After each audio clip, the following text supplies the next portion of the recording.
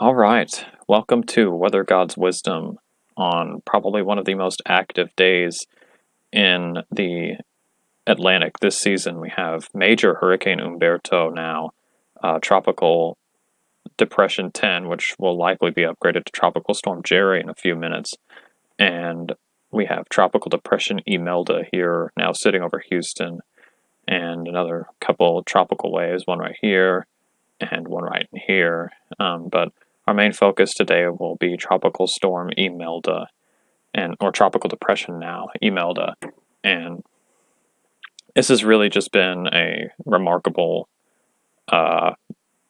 situation that has happened here. We've had a storm spin up less than 50 miles off the coast, make landfall as a named storm, and then immediately kind of go back down to being a tropical depression. It's still got a pretty robust circulation even for being on shore for multiple hours now.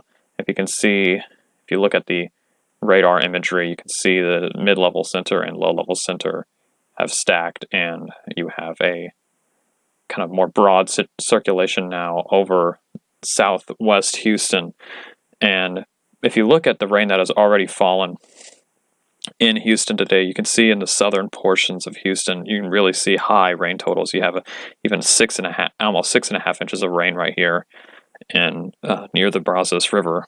And these rain totals that are pretty high are starting to work their way north. And also these rain totals that are already high will, get even higher. And this is demonstrated by the precipitation model, the NAM, North American model, which is not often used for tropical situations, but in this one, it does a pretty good job of defining the situation, as it is not an ocean-coupled model, but it is a mesoscale model, so that means that it does better with things that are overlanded. So this becomes a little more reliable when dealing with a storm like Imelda. And you can see here, if we loop this, that it over the course of the next 60 hours, a significant total of rain falls over the entirety of Harris County. And we are going to stop it right here. If you look at some of the rain totals, like here in northwest Houston, you have almost 1.5 feet of rain fall over near Cypress. And this doesn't really matter at this point if where specifically the highest totals of rain are falling, because this very large area is experiencing at least 1 foot of rain in this this multi-county area. And what this is going to do, this is going to cause huge problems. And even on more conservative rainfall estimates, they're still forecasting a pretty large area of almost 1 foot of rain, if not more than 1 foot of rain. And this is a very bad situation that is unfolding. And if you go back to the Harris County flood warning system, you can see all these stations here already. And if you look at channel status right now, none of them are showing flooding except for this one that received almost 6.5 inches of rain today. Right down here in Clear Bay near Bay Area Boulevard. But expect this to change. This will likely become more flooding possible, more flooding likely, maybe, even. And this is a very large area that is going to be impacted here. This is nothing like Harvey, per se, where you have, with Harvey, you had the entire area of southeast Texas experiencing this amount of rain. And now this is mainly confined to the Houston metro area. And regardless of how large this area is, this is a very just insane amount of rain that you have falling over the Houston area. And this is not good, because you have several, if you go again back to the Harris County flooding warning system, you have, that doesn't help. You have plenty of rivers to go through this area, and even the Buffalo Bayou, which runs right through here, covers a very large area. And all the tributaries that go into the Buffalo Bayou as well. And lots of reservoirs, lots of potential for things to go south here.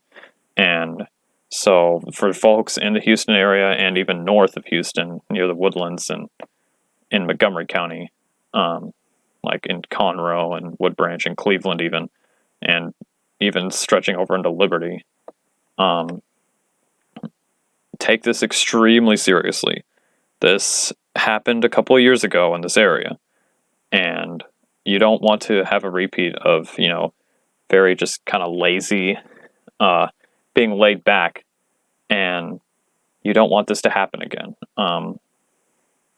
So be extremely cautious with dealing with the system, and, it may not be, this strong hurricane that is, wreaking havoc upon the area, but this is a lot of rain, and banding, if you look at actually the simulator reflectivity, this tonight is just the beginning. Bands will continue to set up throughout the day tomorrow, and I mean, you see this band right here, this area, this is intense rainfall, and this is after the storm has moved north and out of the area. This is several hours after the system has moved even into, you can see the center of the system is right here, but you have this very large band of rain that is continuing to fall over the Highway 10, just north of the Highway 10 corridor. And this is serious, folks. This is not something you need to take lightly at all. And for those in Harris County, I think you know the drill if you've lived there long enough. Even if you lived there like in 2017, you know the drill. And if you don't know the drill, get sandbags and be prepared for extensive flooding across the area. Know your flood zones. Know where you can go for shelter. And I will link the Cajun Navy below, because they often do rescues for this type of situation. And you can actually even see the banding. This is like the first time I've really looked at the radar. You can see the banding starting to set up on the eastern side of Galveston Bay. You can see these two bands right here that are starting to develop, and obviously a main chunk of rain right in here, but you can really see this start to come together here. And my advice is just be extremely cautious and listen to your local authorities about this system, because this is similar to the H word. The H word is Harvey. But you don't want to repeat, and so just be ready.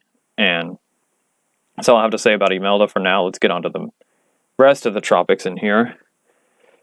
We've got Umberto right here. It's just become a major hurricane according to the National Hurricane Center. Let's see, winds of 115 miles an hour, 951 millibar pressure, and you can actually look at the just massive size of this wind field here. This is larger than the state of South Carolina. This is a very large system. You can see that after this eyewall replacement cycle, it really got going. So quite the impressive intensification period today. This is the infrared loop, and you can see that the eye is gradually trying to clear out today. This is a prime example of a high latitude major hurricane. This is almost at 32 north now. You can see the 32 north line right here, and it's just south of it. And actually, if you look at recon data, you can see the pressure now has even fallen more. You're starting to see extrapolated pressures of 949 millibars. This is a very large system. And if you even look at recon here, you can see these are all hurricane force winds in here. This is a large system. And so people in Bermuda that are about to feel the wrath of this system really need to kind of prepare for hurricane conditions. You even have a hurricane warning up for Bermuda right now. And you can see they're already starting to feel like winds out of the system and rain, because the system is so large. It has such a huge influence.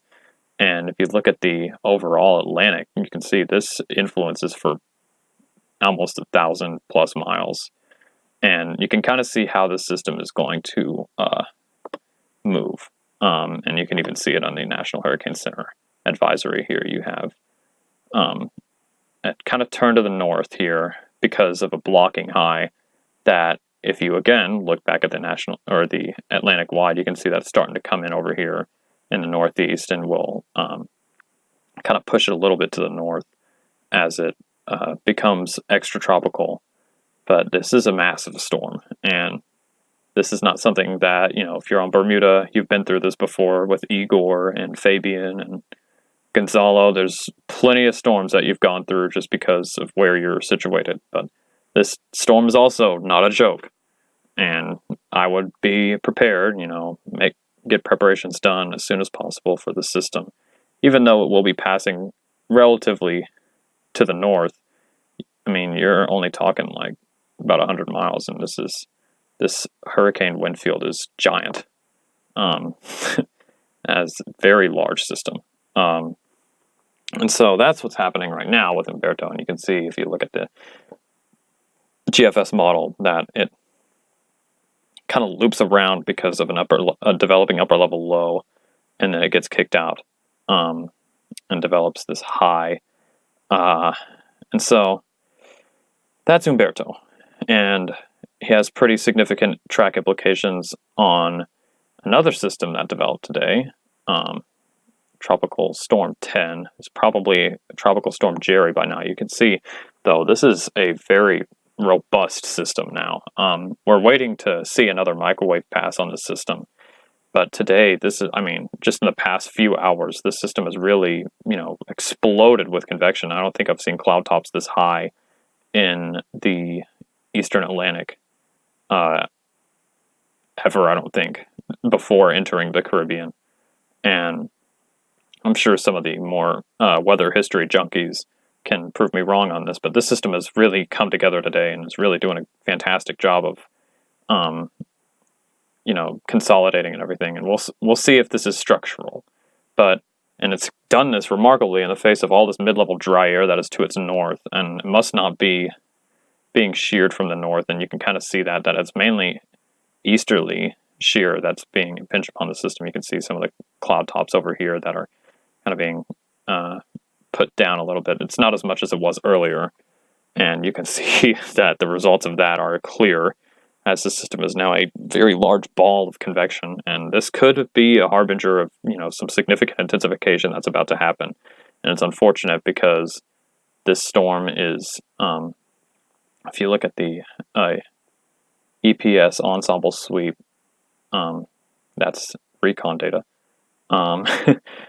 If you look at the European ensemble suite, you can see that if the storm is stronger, and some of the stronger models that take it much closer to the islands, and this is likely because it feels the ridge that is in here and much better. And you can see that this ridge is pretty strong because of where Umberto is positioned. The pressure gradient it works its way over, and so that allows for this ridge to really build in, and not a big escape route here for the system to, miss the islands.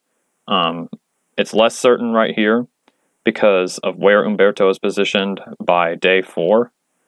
But it's been trending that, this is becoming less and less of an option for the system. So impacts are too far to look at right now. And you can look, if you go to the National Hurricane Center forecast on Tropical Depression 10, you can see that it kind of generally has it moving northwest, and there's obviously some parts of the cone that take it into the islands, so the islands do need to be watching for the system and really be preparing for this.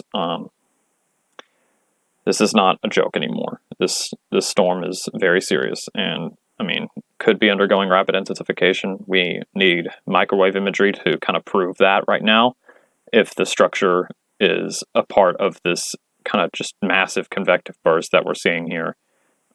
This kind of reminds me of something that you would see in the Eastern Pacific before it undergoes significant intensification. And if you look at the water vapor loop here, over the overall Atlantic wide, this is entering a pretty moist pocket of air. There's some mid-level dry air out immediately in front of it, but it's defended itself pretty well. There's kind of a narrow mid-level dry air pocket that's surrounding this system, and it's still relatively connected to a monsoon trough. You can see vaguely in here. And The system is unfortunately entering much warmer waters once it crosses about 55 west, and this could ultimately lead to the system becoming pretty strong. And you can start to see, if you look at the infrared imagery of the system, an anticyclone trying to form here. You can see the feathery clouds to the north of the system and feathery clouds to the west of the system, and even now to the east of the system, are really starting to form. And this is largely due to probably the convection being extremely strong in here and really kind of fanning out and ventilating pretty well. And this is not a good situation if you are in the islands. So please do prepare for this system. It could be doing a little more intensification than we have foreseen. But for now, that's all for today.